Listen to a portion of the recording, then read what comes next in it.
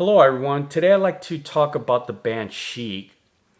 What I think is not only their best song, but the best song of the entire disco genre. And I'd like to talk a little bit about disco from my viewpoint of not having lived through it, but basically trying to understand what may be the cause of its crash. Anyway, so disco. I never got exposed or never even heard of that term before until I lucked into a radio station as a little kid that was just playing strictly 70s music. And they would have a segment on Saturday or Friday nights from 8 p.m. till around midnight or so. And they would just play straight disco music or disco music only. And that was the radio station, that particular segment where I found the perfect pop song ever created. You'll find that in a different video. But not only that, but I realized that was probably the only station and segment where when I turned it on or listened to it, I never switched out of it. Now, for me, for radio stations, I usually don't have patience for when commercials come up or if there's a song I don't like or something like that. I would switch the dial immediately. But for that station, I didn't mind waiting for like a commercial break, even if it was longer than normal. Mainly because then I could listen to 10 plus straight disco songs that they would play. So that kind of told me I really liked that music, or at least it was listenable. I didn't have any problems with it, even though I didn't know any artists or music at that time from that genre. Now, there was a particular artist that popped up that really interested me, and it was Chic, and mainly because their music was quite different than the majority. So there's two songs that they played, La Freak and Good Times. Now, Good Times, I pretty much knew from Sugar Hill Gang. I already knew the sample and everything, but still, just listening to Good Times itself, I was very impressed. I had to wait a while, and then I asked my parents, "Hey, can I get Chic? Can I get the album, any album from Chic?" And I had to wait a while until this was on sale, and that's what they got me was the best of Chic. And I took this home, played it. The two songs I already knew that I talked about. The rest I was unfamiliar with, but they were pretty good. I really like, especially like the first half or so. Well, majority of this album was really good, but the first half really stood out. But one song in particular stood out so much that I had to just not put the album on repeat, but put that song on repeat. This was the song. I want your love. I want your love. Okay, that was I Want Your Love by Chic.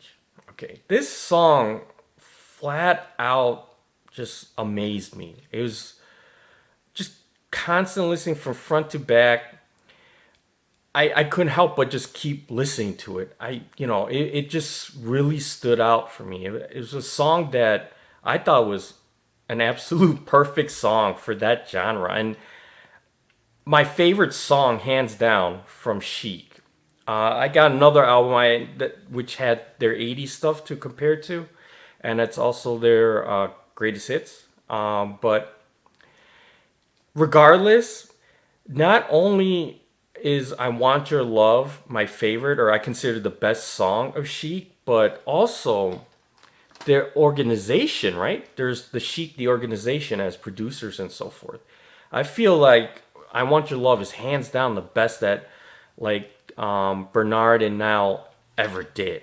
Okay, and I would put it out there that it's probably, for me at least, my favorite song of the entire disco genre. I know there are a lot of good songs out there, stuff from the Bee Gees, Donna Summer, you just name it. But man, the thing with I Want Your Love is this.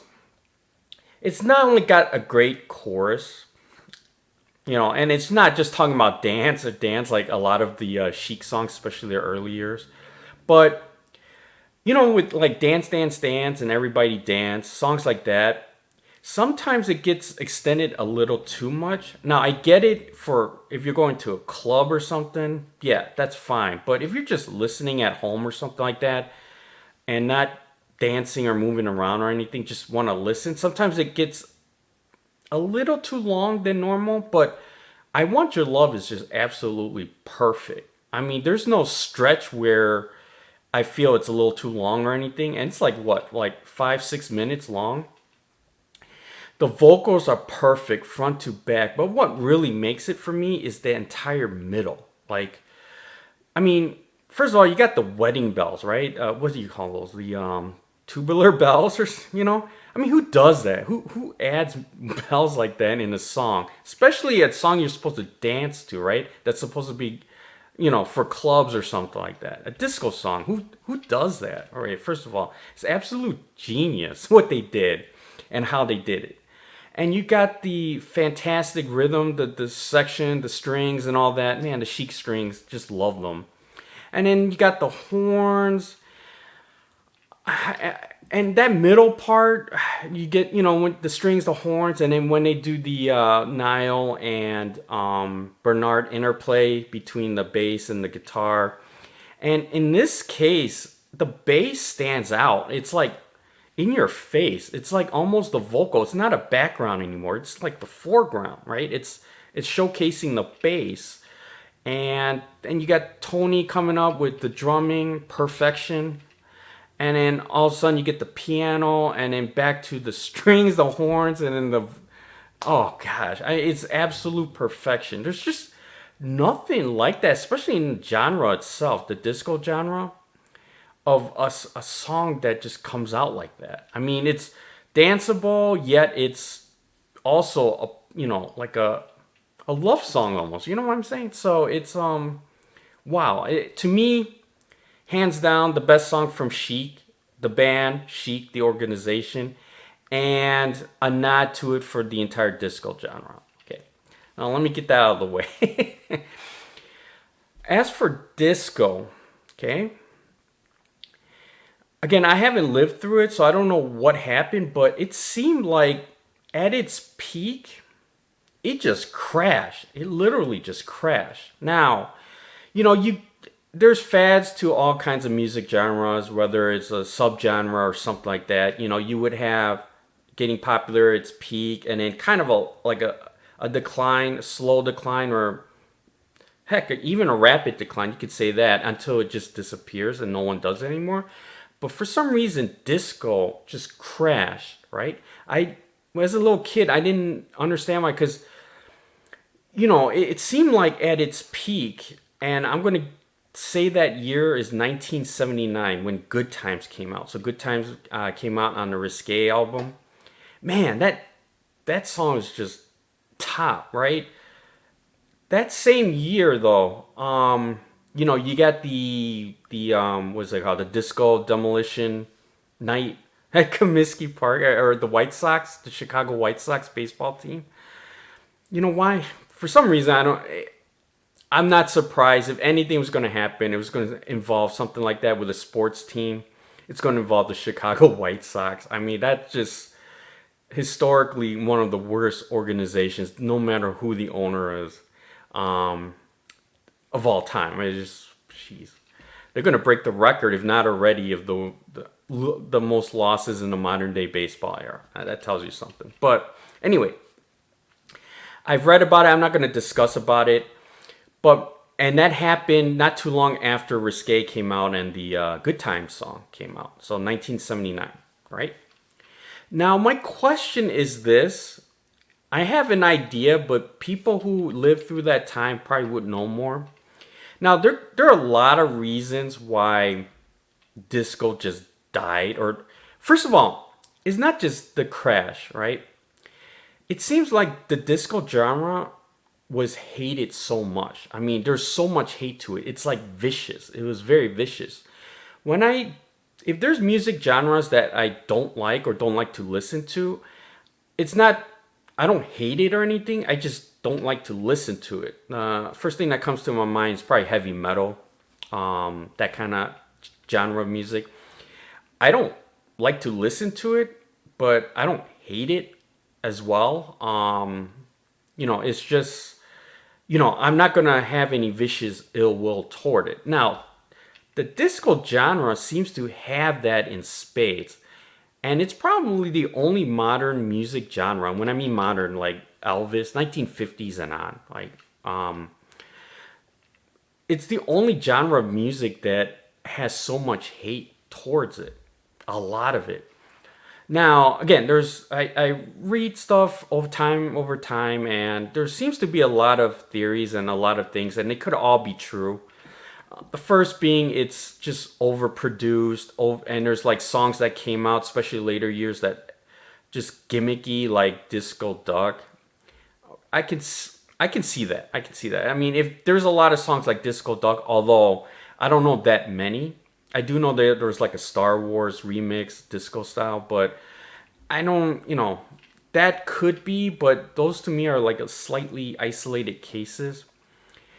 The main concern, also like it's kind of like not deep or anything. Yeah, it's not. It's not a deep genre, right? Disco itself, from what I understand, grew out of funk, and funk was where the DJs were using funk music and extending certain parts here and there to make it more danceable or be able to play it in clubs, right?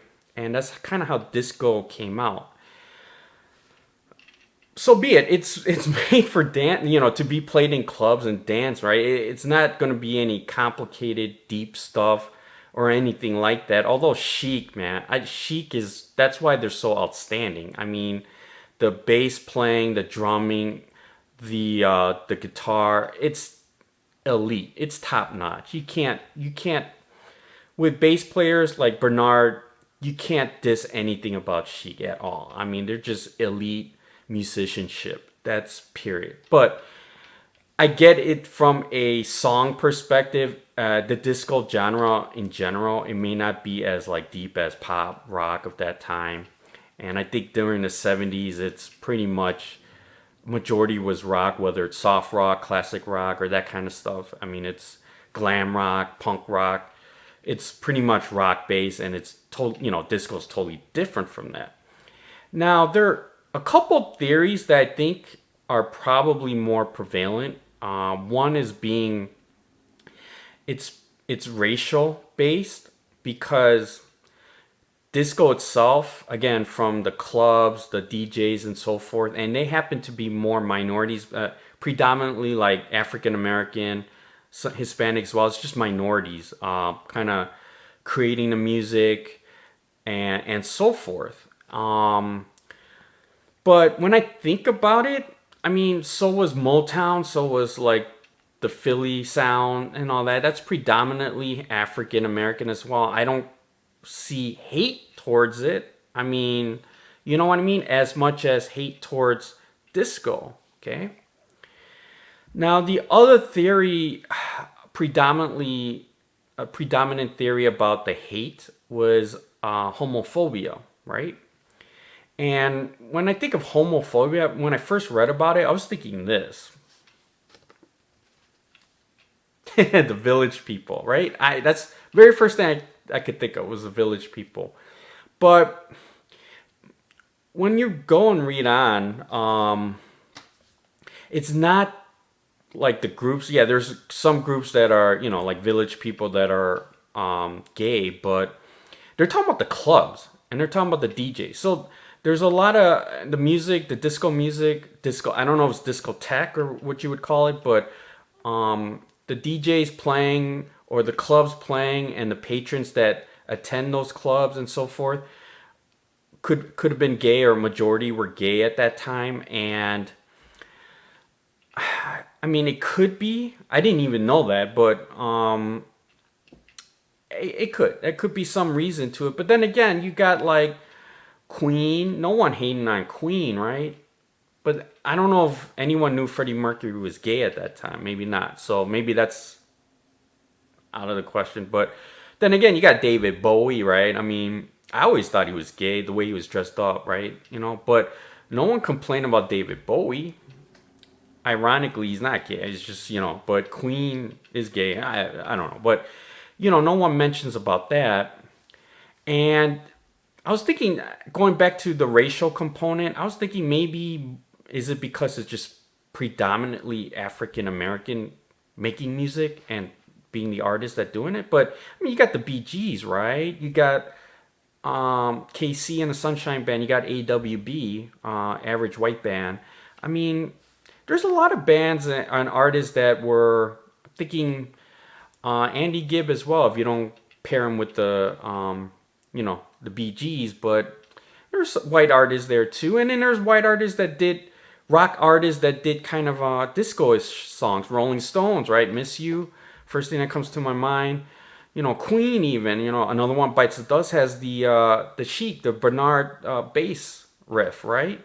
I mean, so I don't think that's the thing, but now it could be that both being at the same time where disco is predominantly minority, African American, and so forth, playing at clubs that are and DJs and so forth that tailor toward gays more. So it's both the racial and the homophobic paradigms, like all at once. That maybe that's why there's so much hate towards disco, the genre itself. And, I can't think of any other genres around that time or earlier that had both at the same time, being racial and homophobic. I mean, today, there's maybe a few genres or stuff like that goes on, but you can't, no one's hating on that. I mean, yeah, times are different as well. That's the thing, too. Today, we're a lot more tolerant than, let's say, back in the 70s and so forth. But still, I mean, that's the only thing I can think of why there was so much vicious hate towards the disco genre. I mean, every time I read stuff with disco and so forth, I just can't believe how much hate and towards that genre. And it got to the point where, to me, it died in 1979 with the disco demolition night for the White Sox, Chicago White Sox. To me, that was the nail in the coffin. So, that's my kind of take on why there's so much hate. I think it's just everything about racial and homophobia all together with other stuff. To me, it's kind of just one big lump, and there's just people that just hate it. And there's really a certain group of people that really hate it, okay? So, that's my opinion on that. I think that's probably the main reason why there was a lot of hate, and it just had to die. Now, the ironic thing on all this is that disco may have died in 1979 with the disco being the final coffin, the disco demolition night. However, it has evolved and it also has a lot of influence, right? The evolution to me was not too long afterwards. You got the Madonna's music and so forth, and that came out. It still has some disco feel. I mean, even Michael Jackson's "Off the Wall" had some disco some disco elements to it, right? It didn't really just die. It kind of evolved, and then still going with the '80s, you had the like Frankie Knuckles, right? The Chicago house music. That's essentially disco music, right? Chicago house influenced a lot of other things later on. Or, you got the house music of the 90s, like the Italian house, Euro house, so forth. And then you go all the way to like the 2000s and early 2010s. The predominant form of pop music that was popular was EDM, right? Electronic dance music. And that could be traced all the way back to disco music. And then you have some disco songs or disco style songs here and there. Even till today, you hear something that has a, disco like influence in the music. So it's just been evolving a bit, quite a bit since then. Even though to me, if I had to compare like EDM versus disco, I prefer disco music, that style better. I think it's just there's more creativity and more things going on back then than with EDM. Not saying it's bad or anything, but I just prefer disco itself, that style. But the funny thing is, the influence part besides all that is hip hop, right? I mean, they hip hop, especially the early years, they used like quite a bit of disco samples, and it just kept growing, growing from there, and then it's been evolving ever since hip hop itself. And now you you got to admit, hip hop for the past 20 plus years is probably the most popular form of pop music, right? Hip hop, and it's still strong. I mean, there's nothing saying no. If you look at like the top 100 Billboard or something like that for the past 25, 30 years, there's going to be hip hop in there, hands down, no matter what. So, and to me, if I don't know the people who hate disco back then, how would they feel about hip hop now? If I would have to guess, I'd say majority of the people, if not all the people who hated disco back then, probably hates hip hop and even more so. But there's nothing they can do about it, right? It's just you can't. Times have changed. You just can't do what you did, what they did back in the disco era. So, and I like to end it on this note, how ironic and it is. Okay, so to me, again, 1979 was the day disco was at its peak in the beginning, still at its peak with Risque, Chic's album Risque, and Good Times came out. Not too long after, you got the disco demolition night at the Chicago White Sox, and that's when, to me, that was when it fully died. That's the nail in the coffin. She created an album or two afterwards, but it was pretty much unsuccessful, and disco just basically died from there. Ironically, that same year, right after, not too long after the disco demolition night, you get Sugar Hill Gang, right? Doing Rapper's Delight, right?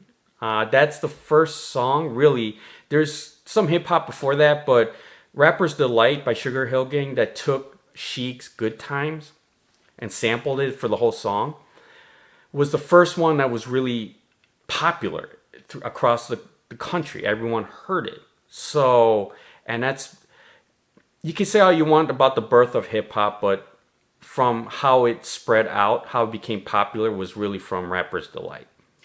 And nothing ever stopped it from there. So it's almost like disco died, burned in the ashes, but the phoenix rose out of those ashes, right? To be biblical, I don't know, but rose from those ashes and became hip hop.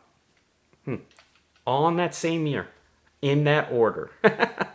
So hey, it is what it is. I ain't complaining, but I'm just kind of curious as to why there's so much hate to disco. But it doesn't really matter. We still have great music from that era, and then we got hip hop now, and all that influence in between, evolution and influence. And hey, it is what it is. I'm not complaining. Love it, all of it. So, and let me know what you think, especially if you lived through the disco era. Why? Just why the hate? That's the most important thing. So, anyway, let me know what you think, and let me know what you think is Chic's best song as well as the disco era's best song. All right, thanks a lot. Appreciate it. Bye.